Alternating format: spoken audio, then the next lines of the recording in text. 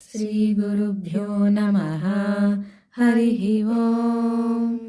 शिवशक्त्या युक्तो यदि भवति शक्तः प्रभवितुं न चेदेवं देवो न खलु कुशलस्पन्दितुमपि। अतस्त्वामाराध्यां हरिहरविरिञ्चादिभिरपि प्रणम्तुं स्तोतुं वा कथमकृतपुण्यः प्रभवति। तनीयां सम्पांसुं तव चरणपङ्केरुहभवं विरिञ्चिन् सञ्चिन्वन् विरचयति लोकानविकलं। वहत्येनं सौरी कथमपि सहस्रेण शिरसां हरः संक्षुद्यैनं भजति भसितोद्धूलनविधिम्।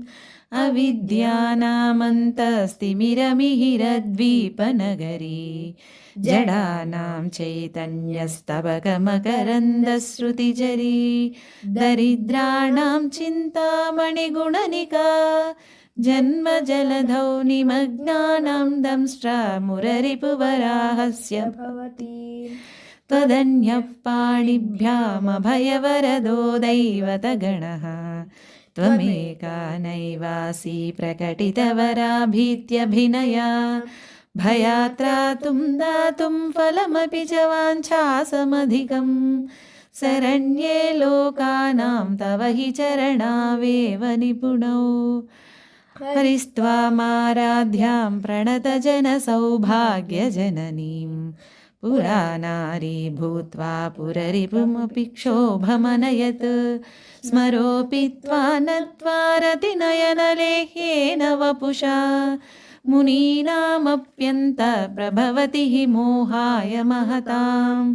धनुर्पौष्पं मौर्वी मधुकरमयी पञ्चविशिखाः वसन्तः सामन्तो मलयमरुदायोदनरदः। तदाप्येकः सर्वं हिमगिरिसुते कामपि कृपाम् अपाङ्गत्ते लब्ध्वा जगदिदमनङ्गो विजयते। त्वणत्काञ्चीदामा करिकलभकुम्भस्तननता परीक्षीणा मध्ये परिणतशरश्चन्द्रवदना। धनुर्बाणान् पाशं शृणिमपि दधाना करतलैः पुरास्तादास्ताम्ना पुरमधिपुराहो पुरुषिका। सुधा सिन्धोर्मध्ये सुरविटपिवाटी परिवृते मणिद्वीपे नीपोपवनवति चिन्तामणिगृहे।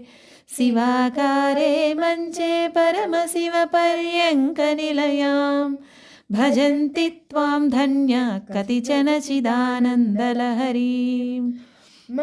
मूलाधारे कमपि मणिपूरे हुतवहं स्थितं स्वाधिष्ठाने हृदि मरुतमाकाशमुपरि।